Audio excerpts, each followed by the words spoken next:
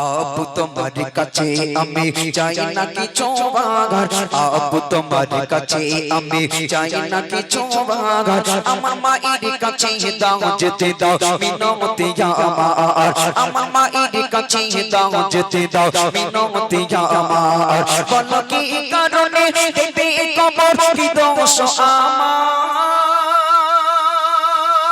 আমার আমি কইনি ছেলে তাই বলে কি বাঁচা যদি কার আমি কইনি ছেলে তাই বলে কি বাঁচা যদি কার अब তোমার কাছে আমি চাই না কিছু আমার মায়ের কাছে দাও যেতে দাও মিনতি আমার আমার মায়ের কাছে দাও যেতে দাও মিনতি আমার নবীর কাছে কেঁদে বলে তাকিয়া কালবি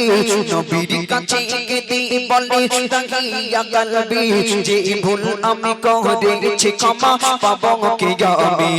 নবীর কাছে কেঁদে বলে তাকিয়া কালবি যে ভুল আমি করেছি ক্ষমা পাবো কি আমি গর্ভবতী ছিল যখন আমার বিবি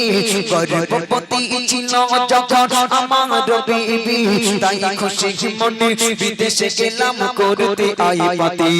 তাই খুশি মনে বিদেশে গেলাম করতে আই পাতি কত আশা ছিল হবে ছেলে দেখা বসাবা আমি দেশে ফিরে দেখিলাম আমার কন্যা আমি দেশে ফিরে দেখিলাম আমার কন্যা अब তোমার কাছে আমি চাই না কিছু আমার মায়ের কাছে দাও যেতে দাও মিনতি আমার খানপাড়ার মায়েরা একটু এদিকে এই গজলটা বেশিরভাগ মহিলারাই শোনে এই গজলটা মহিলারা শুধু কবিতামূলক গজল শুনলি কান খুশি হয় হৃদয় খুশি হয় না একটু ভালো করে বুঝুন যে গজলটা কেন বলছি আপনারাও তো মহিলা আপনাদের আল্লাহ ইজ্জত দিয়েছে সম্মান দিয়েছে কি করে পেলেন মহিলারা সম্মানটা কি করে পেয়েছে সেই গজল শোনাচ্ছি একটু মনোযোগ দিয়ে শুনুন আমি এখানে এসে শুনলাম এ পর্যন্ত যত শিল্পী এখানে এসেছে ঘটনামূলক গজল খুব একটা হয়েছে কিনা আমার বলে মনে হয় না আমি যা শুনেছি কম হয়েছে তো ঘটনামূলক গজল যদি না হয় তো শুনবে কি হ্যাঁ শুধু কি ওই তাল তেবড় ওই ভালো আমার যদি বলে আমি একটা না 2-10টা 15টা ওইভাবে বলে দিতে পারি কবিতামূলক গজল ও বলতে গেলেই কিছু মনে হয় না কিন্তু প্রকৃত গজল হলো সেইগুলো যেগুলো সিরাতে রসুল বলা হয় রসুলের জীবনী মনোযোগ দিয়ে শুনুন আল্লাহ রসুলের সেই সাহাবা বলছে ইয়া রাসূলুল্লাহ আমি দাহিয়া কালবি বিয়ে করলাম খুব সুন্দরী বউ হলো আমার বউ যখন প্রেগনেন্ট হলো আমার স্ত্রী যখন অন্তঃসত্ত্বা হলো আমার স্ত্রীকে আমি বাড়িতে রেখে বিদেশে কাজ করতে চলে গেলাম যাবার বেলায় আমার বিবিকে বলে গেলাম শোনো বিবি আমার যদি একটা ছেলে হয় তার সুন্দর একটা নাম রেখো আর যদি মেয়ে হয় বাঁচিয়ে রাখতে হবে না মেরে ফেলে দিও আর আমাকেও যেন খবর দিও না ইয়া রাসূলুল্লাহ আমি বিদেশে চলে গেলাম কাজ করতে মনে বড় আশা আমার একটা ছেলে হবে 4 বছর পরে বাড়ি ফিরলাম গ্রামের মাটিতে পা দিতেই সবাই ডেকে বলল এ দাহিয়া কালবি তুমি তো কাপুরুষ সুপুরুষ নও তার কারণ তোমার ছেলে হয় নাই হয়েছিল একটা মেয়ে সেই মেয়েটা আজও বেঁচে আছে যাও বাড়িতে চলে যাও তুমি সেই মেয়েটাকে মেরে ফেলে দাও যদি মেয়েটাকে মেরে না ফেলে দাও তোমাকে কিন্তু সমাজে জায়গা দেওয়া হবে না আমি বাড়ি চলে গেলাম আমার বিবি দেখিয়ে দিল ওই দেখো তোমার আব্বু আসছে 4 বছর পরে আমার মেয়েটা কাছে পেয়ে আমার গলাটা জড়িয়ে ধরে আদর করতে করতে বলল আব্বু সবার আব্বু আছে তুমি ছিলে না কোথায় গেছিলে বলো না আমাকে প্রমিস করো আর কখনো আমাকে ছেড়ে যাবে না আমার গালে মুখে চুমা দিচ্ছিল আর আব্বু আব্বু করছিল কিন্তু আমার ভালো লাগছিল না রাগ হচ্ছিল ভাবছিলাম মেয়েটাকে মেরে ফেলবো কেমন করে তারপর কি ঘটনা ঘটছে কবি লিখছে শোনো আমি কি কোনি গায় ভেবে না পাই একে কেমন মারা যায় আমি কি কোনি গায় কি কোনি গায় ভেবে না পাই একে কেমন মারা যায় বলি চলো সোনা আজকে তোমার মামার বাড়ি যায় বলি চলো সোনা আজকে তোমার মামার বাড়ি যায় নতুন জামা পরে মেয়ের খুশি সীমা নাই নতুন জামা পরে মেয়ের খুশি সীমা নয় সেই মরুভূমির উপর দিয়ে খুশিতে দৌড়ায় সেই মরুভূমির উপর দিয়ে খুশিতে দৌড়ায় সে কিছু পরে পানির তরে করে হাহাকার সুযোগ বুঝে ভাবলাম আমি কবর খুঁড়িবার ওই সুযোগ বুঝে ভাবলাম আমি কবর খুঁড়িবার আব তোমার কাছে আমি চাই না কিছু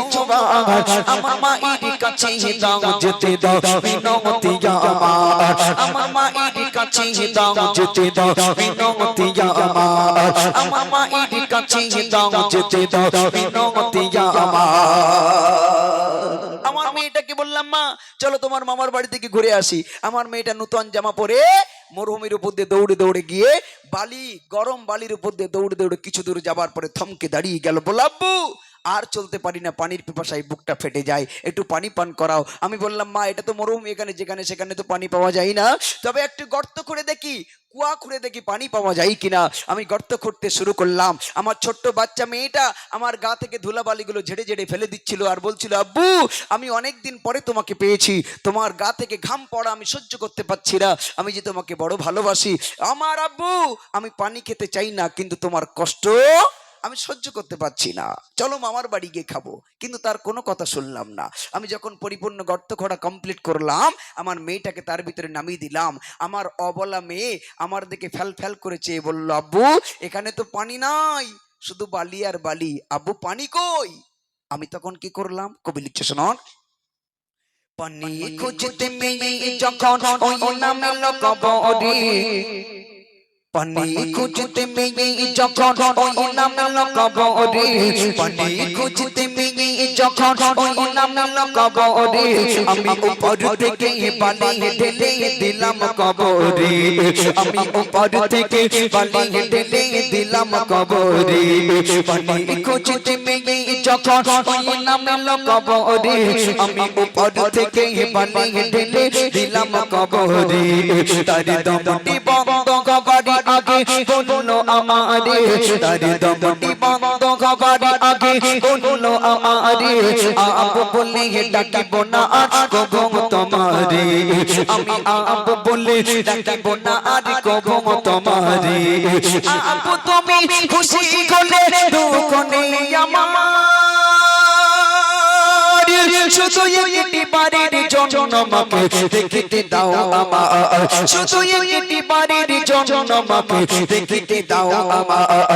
আব তোমার কাছে আমি চাই না কিছু আমার মায়ের কাছে দাও যেতে দাও বিনতি আমার, আমার মায়ের কাছে দাও যেতে দাও বিনতি আমার, আমার মায়ের কাছে দাও যেতে দাও বিনতি আমার। আমি দরদর করে বালি ফেলতে ফেলতে যখন কোমর পর্যন্ত ডেকে দিলাম, আমার মেয়েটা বুঝতে পারলো আমার আব্বু আমাকে মেরে ফেলে দিতে চায়। চিৎকার দিয়ে বলল আব্বু পানি খেতে চাইলে তুমি মেরে ফেলে দেবে, আগে যদি জানতাম তোমার কাছে পানি খেতে চাইতাম না। ও আমার আব্বু তুমি আমাকে মেরো না, আমার মায়ের কাছে ফিরে যেতে দাও। কিন্তু আমি তার কোনো কথা শুনলাম না। যখন গলা পর্যন্ত ডেকে দিলাম, আমার মেয়েটা এবার বলল আব্বু তুমি যদি আমাকে মেরে ফেলে দিয়ে খুশি হও, তোমার খুশির জন্য হাসতে হাসতে আমার জীবনটা দিতে পারি, আব্বু তুমি আমাকে মেরে ফেলে দাও, কিন্তু মরার আগে জীবনের শেষবারের মতো আমার যে মা আমাকে জন্ম দিয়েছে, যে মা আমাকে 10 মাস 10 দিন গর্ভে ধারণ করে রেখেছিল, ও আমার আব্বু আমার সেই মাকে জীবনের শেষবারের মতো একবার দেখতে দাও। কিন্তু আমি তার কোনো কথা শুনলাম না। ইয়া রাসূলুল্লাহ আমি এত পাষাণ ছিলাম, যখন পরিপূর্ণ ঢেকে দিয়ে অপেক্ষা করছিলাম, কিছুক্ষণ পরে সেই কবরের ভিতরে ছটপট করতে করতে চিৎকার করে দিয়ে আমার মেয়েটা কয়েকবার মা মা করতে করতে আমার চোখের সামনে মারা গেল। ইয়া রাসূলুল্লাহ তার প্রতিচ্ছবি আজও আমার চোখের সামনে ভেসে ওঠে। নবী আমার ঝরঝর করে কাঁদছেন, চোখ দিয়ে টপ টপ করে পানি পড়ছে। বলে দাহিয়া কালবি তুমি জানো না তুমি কি সর্বনাশ করেছো? তুমি কি শোনো নাই মায়ের পায়ের তলায় সন্তানের বেহেশ, সেই বেহেশকে তুমি নিজে হাতে করে কবর দিয়েছো। হে দাহিয়া কালবি তুমি সাক্ষী থাকো, আমি নবী ঘোষণা দিলাম যার একটা কন্যা সন্তান হবে, আমি নবী তার সেই মেয়েটাকে যদি পরিপূর্ণ পূর্ণাঙ্গ ইমানদারিনী বানাতে পারে তার বাপকে আমি নিজে সঙ্গে করে জিম্মেদারি নিয়ে জান্নাতে নিয়ে যাবো। একবার জোরে বলুন সুবহানাল্লাহ। আর যার 3টি কন্যা সন্তান হবে, আমি রাসূলুল্লাহ তাকে দলবদ্ধভাবে দায়ার জান্নাতে নিয়ে যাবার জিম্মেদারি নিলাম। একবার জোরে বলুন সুবহানাল্লাহ। তাই শেষ কথায় প্রিয় কবি কি লিখছে শুনুন। দয়ার নবী কেঁদে বলে তাকিয়া কলবি, তোমায় ক্ষমা করবে কিনা জানে আল্লাহ রাব্বি। দয়ার নবী কেঁদে বলে তাকিয়া কলবি, তোমায় ক্ষমা করবে কিনা জানে আল্লাহ রাব্বি।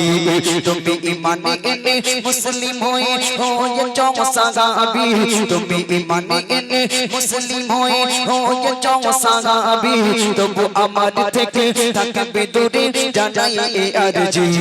তবু আমার থেকে থাকবে দূরে জানাই এ আরজি। বলে সাইফুদ্দিন বিবি নারী করো সমাদর, এই নারী জাতি গোলাম তোমার জান্নাতের রাগাবা, এই নারী জাতি গোলাম তোমার জান্নাতের রাগাবা। আবু তোমার কাছে আমি চাই না কিছু, আমার মায়ের কাছে দাও যেতে দাও বিনমতি আমার, আমার মায়ের কাছে দাও যেতে দাও বিনমতি আমার, আমার মায়ের কাছে দাও যেতে দাও বিনমতি আমার।